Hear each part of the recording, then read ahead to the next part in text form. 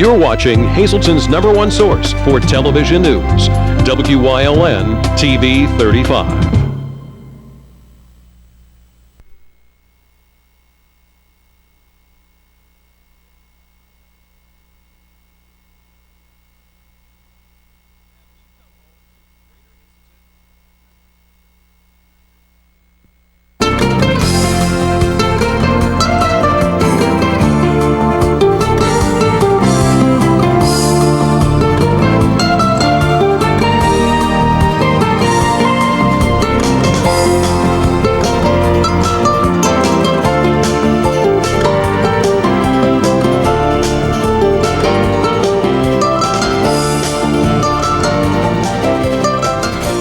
Hi everybody, you have tuned in to Viewpoint, the area's leading talk show.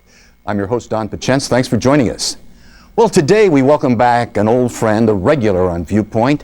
You all know him as a staff reporter for the Standard Speaker and a man who has strong opinions. I'm talking about my old friend, L.A. Tarone. But today, he's here in a different capacity. He's here as the author of this book, We Were Here Once.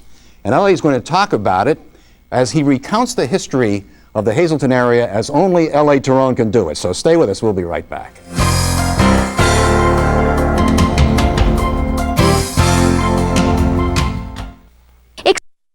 Or demonstration sites near you. And welcome back to Viewpoint. It's always a pleasure to welcome L.A. Tarone back to our Viewpoint set. L.A., welcome. Thank you, Dante. I want everybody to know your tie tonight is actually louder than mine. Which is unusual. Okay, we're not going to talk about how we dress. Let's not get into that. You're usually here. We're talking politics. We're talking controversial issues, and I've had you on my show so many times. You were my second guest. I like to have you on because you're a man of strong opinions, create controversy. That's just what I like to do. Okay. But today you're here in a different capacity. You wrote this book, We Were Here Once. Right. I knew you're a history buff. You love history, but what possessed you to write a history of the Hazleton area, the Hazleton community? It was sort of a combination of several things. I had played around with photography in the 70s and the 80s, and I wasn't very good at it. I decided to give it a shot again, and I bought all these eclectic cameras. So my favorite things to take pictures of are things with some sort of an historical aspect, dilapidated ruins, you know, those kinds of things. So I assembled a collection of them and thought I have to do something with them. And then when the city tore down the old Jacob Gerhardt factory for the Pine Street project, that really got me looking at that era more intently than I had before, because I love the architecture of that building. So I was determined to find out the history of it. I put the two of them together, and that was the result. How does it differ? I mean, several other people have done histories of the community. Art Krause comes to mind. Right. I think the Standard Speaker did two of them. We have two of them. Photographic history. Right. How does your book differ from those publications? My old friend Richard Funk also has one about the postcards in this area. This is different in a number of aspects. I make no claim of it to be wholly inclusive. It isn't. You mentioned Art Krause, and there was another man whose name escapes me at the moment who did a wonderful history of Hazel Park. Well, it's already been done very well, so there's no point in me going in and doing what somebody else has already done well. So it's different in that Hazel Park is barely mentioned at all. And I guess there's no way getting around the fact that I looked at a number of the negative aspects of Hazleton history that have not been recounted before, either intentionally or just because they've been forgotten. Yeah, you mentioned the subtitle here is Successes, Mistakes, and Calamities. Right. So we've had more than our success of more than our share of all three. Yeah. How long did it take you to do this?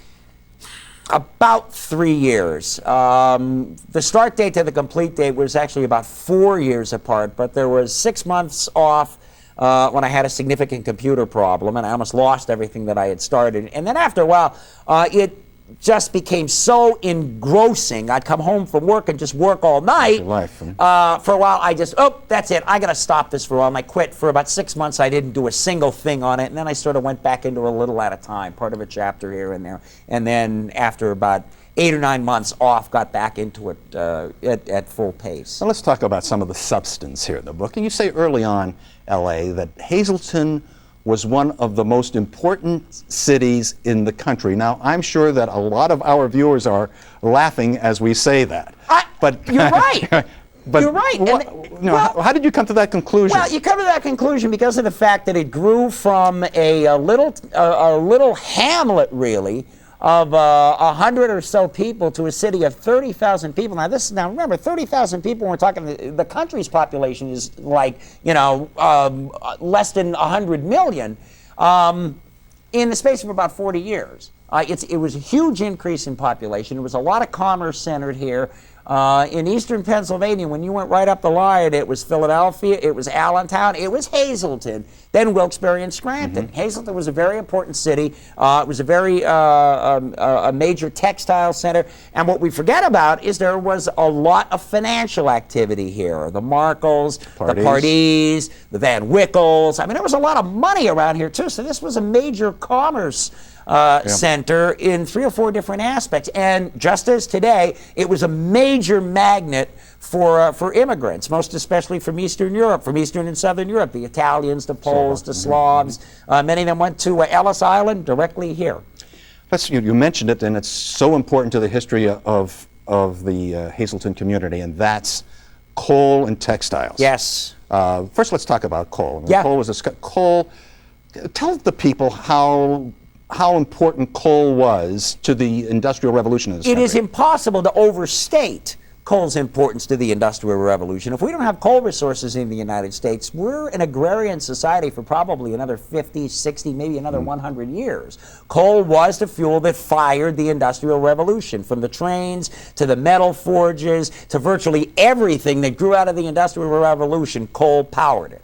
Now, as I mentioned in there, bituminous coal, of course, played a significant role, a larger role because it was more plentiful.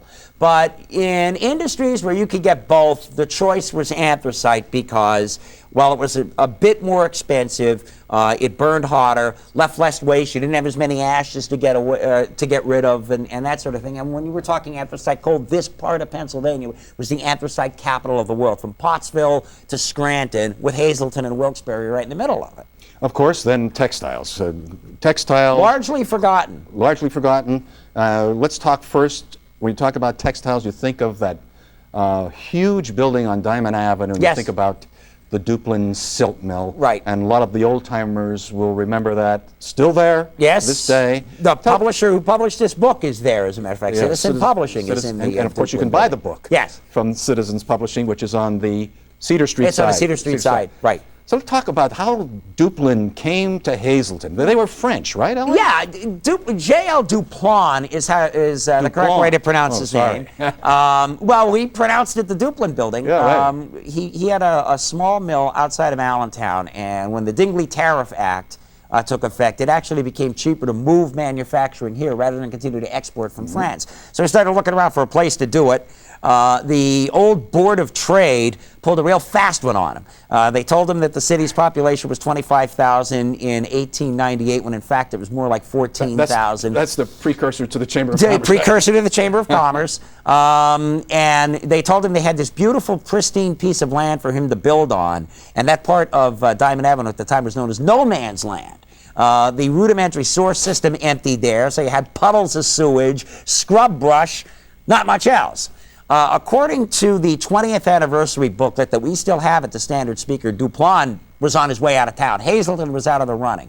But there was a schoolhouse nearby, and the kids were just coming out of school as he was leaving, and he stopped to talk. They were curious. Here's this guy in these fine silk clothes and all this stuff. The booklet says that he was convinced that was Hazleton's better element that would someday run the city, so Hazleton was still in the running. How about that? Just as today, public money had to be involved. Guys like me always holler about public money in projects. Well, in 1898, they took up a subscription drive. You bought a subscription and you got a return on investment after the plant was built.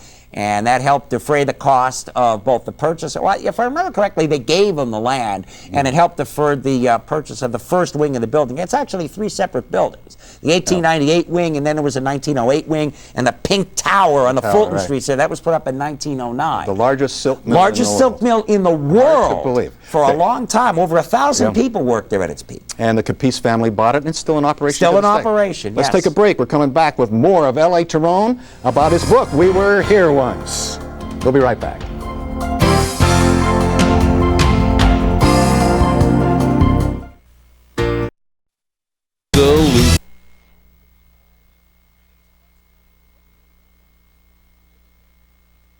And welcome back. We're talking today with L.A. Tarone in his capacity as an author of that book you just saw, We Were Here Once, L.A. We were talking about the importance of coal and textiles. We mentioned the Duplin building, but people forget about the Gerhardt building. Indeed. People have forgotten about Jake Gerhardt completely.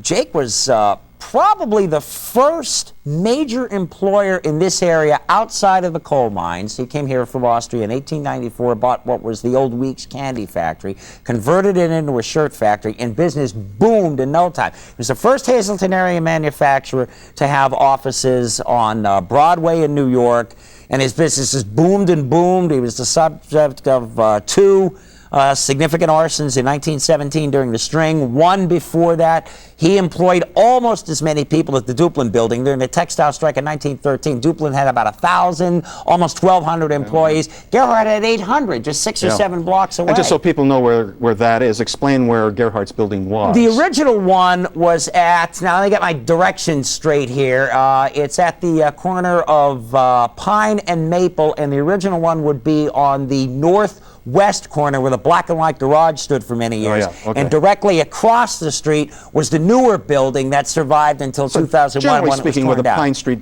project is that going on was right now. Hazleton's garment district because Leibowitz was there and the other textile manufacturers, significant ones were there.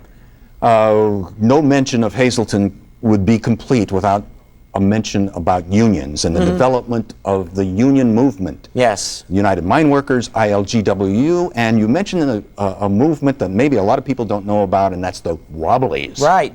So quickly tell us about those It's interesting. Your mention of unionism as a whole, that's a book in and of itself. And just in this area, how significant this area was, mainly through the United Mine Workers and then the Textile Workers Union, who got involved in both strikes at Duplin and Gerhardt in 1913. But the Wobblies are still around today. They're the industrial workers of the world. They were an extremely radical, far leftist organization whose goal was the overthrow of the wage system. One big union, as their propaganda said at the time, that controlled commerce, no wages, everybody shares everything equally. Well, it sounds very communistic. It was. It indeed was. Its best known president, though not its first, was Big Bill Haywood, who was here in 1913 during the textile strike here. When he died, half his ashes were buried in Haymarket Square, the leftist martyr place in Chicago, and the other half was buried behind the Kremlin wall because he defected after an arrest. He was released on bail and he ran to the Soviet Union, where Lenin was waiting for him.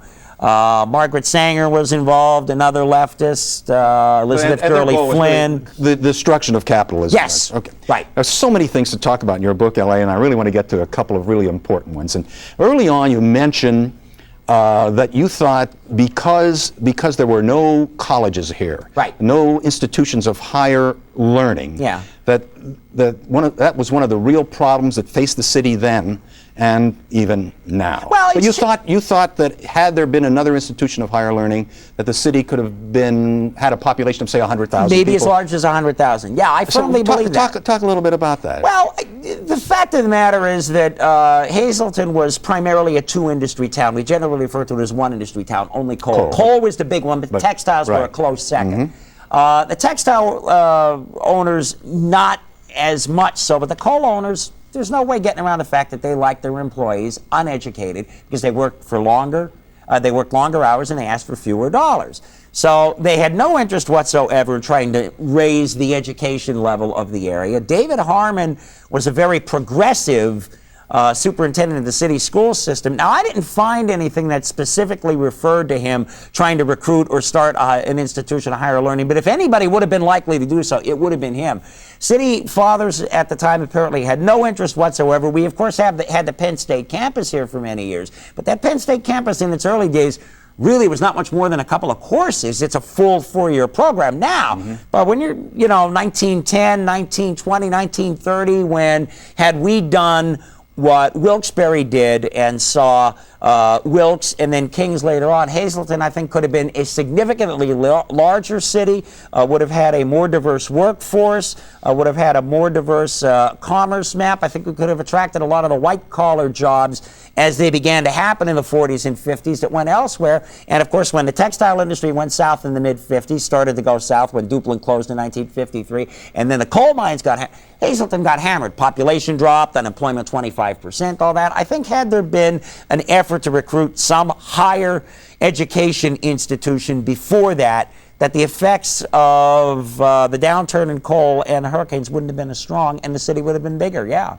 But with all the immigrants in the community at that time, do you think there would have been a demand for Penn State, even as as you say, only had several courses at the time? But do you think there would have been a demand for another institution of higher learning in LA? Probably not. 1910, 1920, no. 1940, 1950, yes, because now you're on the third generation of immigrants with a second generation who wanted their kids to do better than they did. So and you had later on, yes, influx of guys coming out of the service. And don't forget, in the first wave, even in 1910, 1920, the Markles, the Pardees, their kids had to go to school someplace. Had there been a decent institution, they went down to Lafayette. They went to Lafayette. A lot of them went to Lafayette. Yes. That's why you have Pardee Hall and Van Winkle Hall at Lafayette. Right. A lot of that coal money went down that way. Lots of it did. I want to talk about. You spent an entire chapter on the Redevelopment Authority. Yes. And you say that the Redevelopment Authority and what they've done was the worst thing that ever happened to the city of Hazleton. Yes. Let's talk about that. Yes. Well, the numbers. First of all, why did the Redevelopment Authority come into being in the first place, LA? Well, it was part of a national trend. The original seeds of it were planted in 1960, and then as the Johnson administration took over from the Kennedy administration, urban redevelopment became a buzzword. Everybody was getting involved. It was the thing to do. Downtown had deteriorated. The Majestic Hotel, I mentioned that in a number of cases. It had gone from being a Class A hotel to basically a flop house. Flop house. It turned out, what was it called? The Winfield, the Milner, and then the Winfield as it was torn down. That whole part of town had indeed deteriorated. But my contention... Called the Bowery, as a matter of fact. Yes. Now, my contention, however, is that had you done redevelopment then, as it's done now, where you target a block, 2 blocks, have a project lined up, ready to move in, the results would have been completely different, and some of that would have been saved. They didn't do that. Now, again, I'll let the original Redevelopment Authority off the hook in that that was the current thought at the time. Take an area, blow it up, and hope something develops. And that's basically what they did. You see the numbers that came from a 1973 article that Bob Selitzer wrote in the Standard Speaker, where he totaled up all the buildings that were involved in that 16 block area, how many people were involved. That was insanity. Yeah. You took a 16-block area and leveled it and said, gee, now let's find something to fill in. Yeah. Let me take a break, LA. You know how this is. Got to take a break. We're coming right back.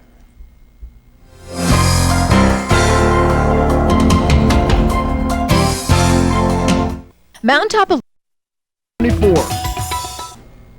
And we're here today with author L.A. Tarone.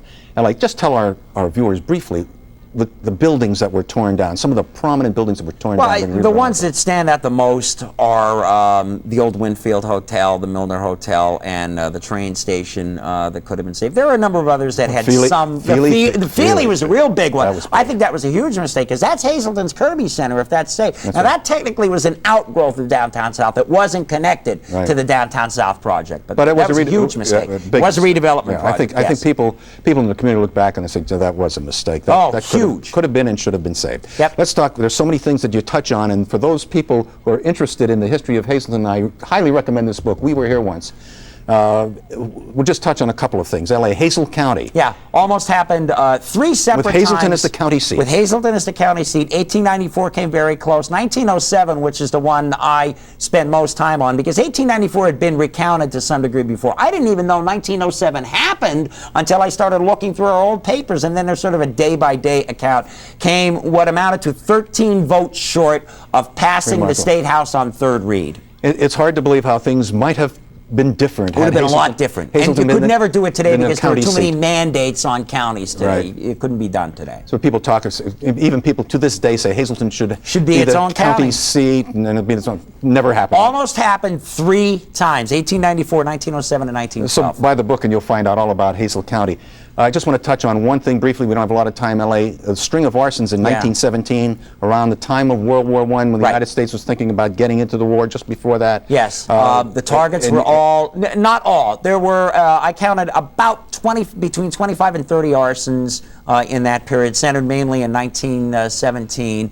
And roughly half of them had a World War I connection in one way or another. I take a stab at explaining who I think was the primary target behind it, because there were similar strings in Reading and Scranton, only a few miles away, and these are 3 of the big cities in eastern Pennsylvania, again noting Hazleton's importance at the time, that if you're going to try to defeat the American war effort, you got to do it at the military-industrial complexes. Well, Hazleton was part of it. Well, the one building in particular, I think it was it the Janesville Iron? The Janesville Iron Works I'm sorry. is an interesting case, because the only surviving account of that is from the Sentinel, which was more discreet than the other 2. It does not label it arson, but does not specifically explain what started the fire. And we go into some detail of some of the inconsistencies in the story. It had been, I mean, even when I was a kid, my father pointed out the building. He said, oh yeah, radicals burned that down in 1970. How about that? And it's still there. The building's still there. The building is still there, yes. Yes. Kevin O'Donnell owns it as well. Right. And what were they making for the war effort? At the time, they were making shrapnel. Shrapnel for the war. Shrapnel for battlefield, yes. And then Gerhardt,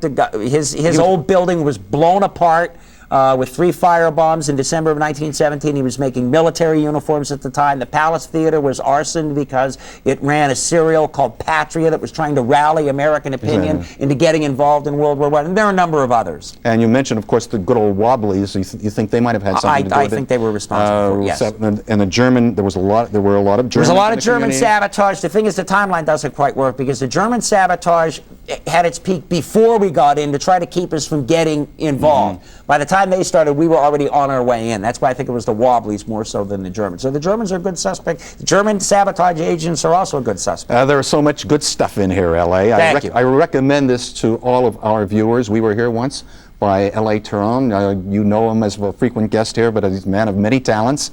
Where can you get the book, L.A., just quickly? A number of locations. Tarone Supermarket, 16th and Alta Street, the Duplin Building, Citizen Publishing, CitPublish.com, McNeilus Home Healthcare on South Church Street, Videomania on Center Street in Freeland, and Barnes & Noble in Wilkes-Barre. We're going to be doing a signing there on WVIA Day in about a month or so. L.A., thanks for being on. Thanks for having me. You're very welcome. Now, from all of us here at WYLN and Viewpoint, so long, everybody.